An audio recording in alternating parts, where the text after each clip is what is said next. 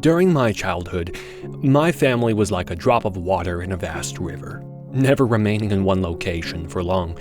We settled in Rhode Island when I was 8, and there we remained until I went to college in Colorado Springs.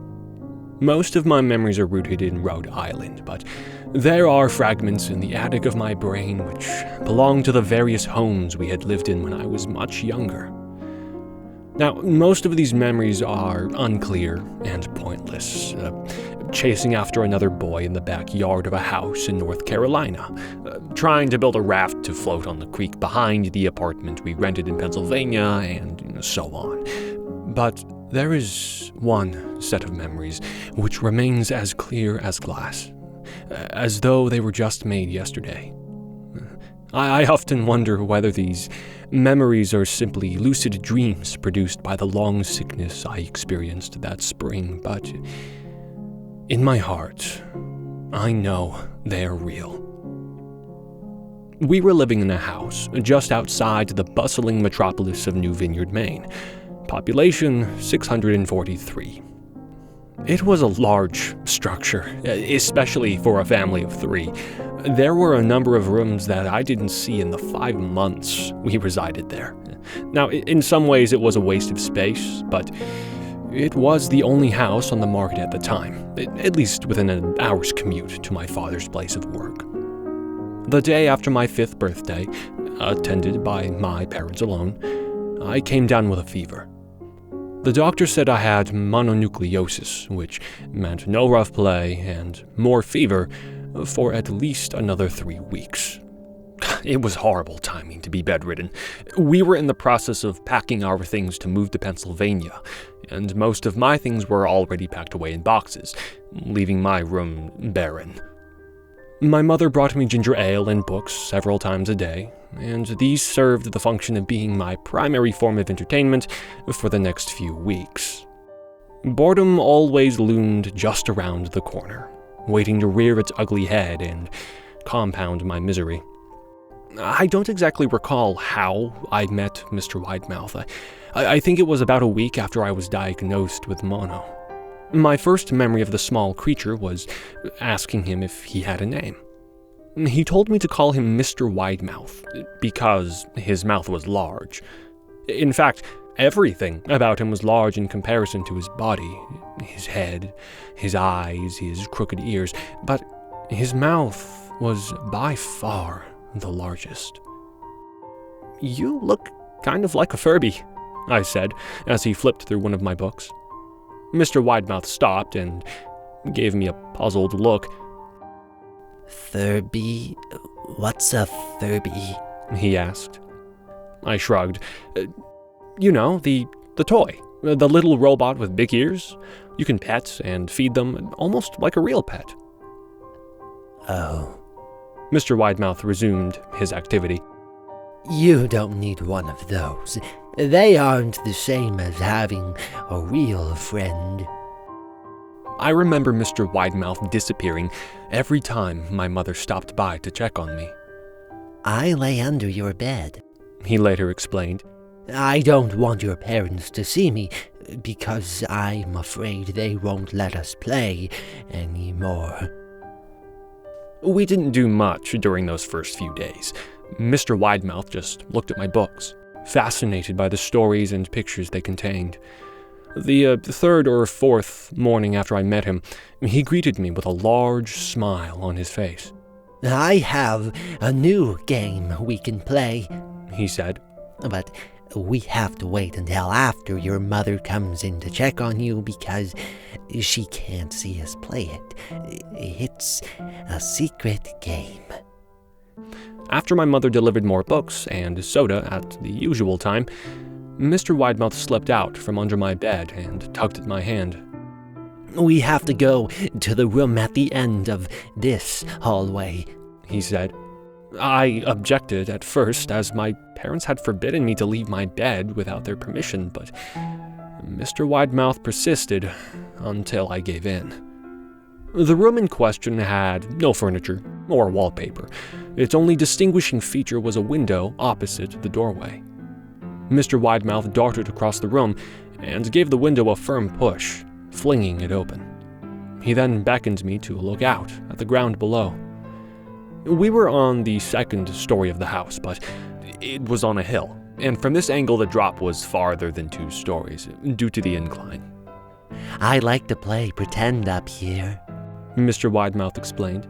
I pretend that there is a big, soft trampoline below this window, and I jump. If you pretend hard enough, you bounce right back up like a feather.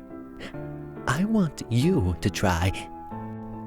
I was a 5-year-old with a fever, so only a hint of skepticism darted through my thoughts as I looked down and considered the possibility. "It's a long drop," I said. But that's all part of the fun. It wouldn't be fun if it was only a short drop. No, if it were that way, you may as well just bounce on a real trampoline. I toyed with the idea, picturing myself falling through thin air, only to bounce back to the window on something unseen by human eyes. But the realist in me prevailed. "Maybe some other time," I said.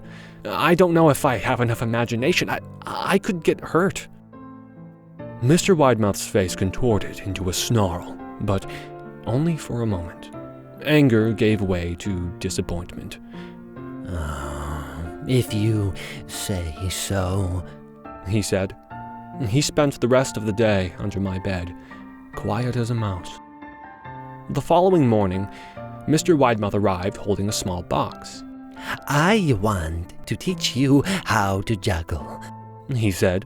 Here are some things you can use to practice before I start giving you lessons. I looked in the box. It was full of knives. "My parents will kill me!" I shouted, horrified that Mr. Widemouth had brought knives into my room, objects that my parents would never allow me to touch. "I'll be spanked and grounded for a year!" Mr. Widemouth frowned. It's fun to juggle with these. I want you to try. I pushed the box away. "I can't. I'll get in trouble. Knives aren't safe to just throw in the air." Mr. Widemouth's frown deepened into a scowl. He took the box of knives and slid under my bed, remaining there for the rest of the day. I began to wonder just how often he was under me. I started having trouble sleeping after that.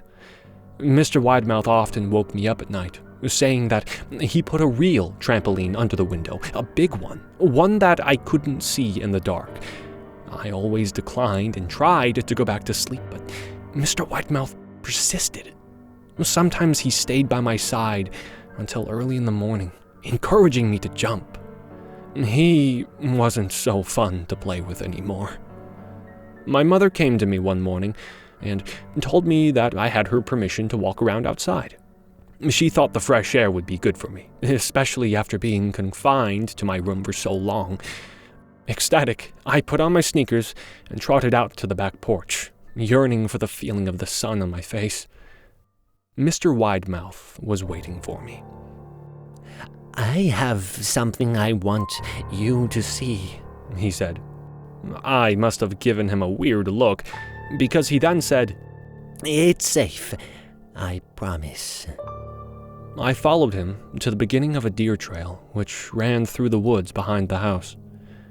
This is an important path, he explained. I've had a lot of friends about your age. When they were ready, I took them down this path to a special place. You aren't ready yet, but one day I hope to take you there. I returned to the house, wondering what kind of place lay beyond that trail. 2 weeks after I met Mr. Widemouth, the last load of our things had been packed into a moving truck.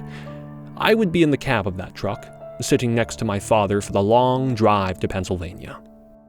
I considered telling Mr. Widemouth that I would be leaving, but even at 5 years old, I was beginning to suspect that perhaps the creature's intentions were not to my benefit, despite what he said otherwise.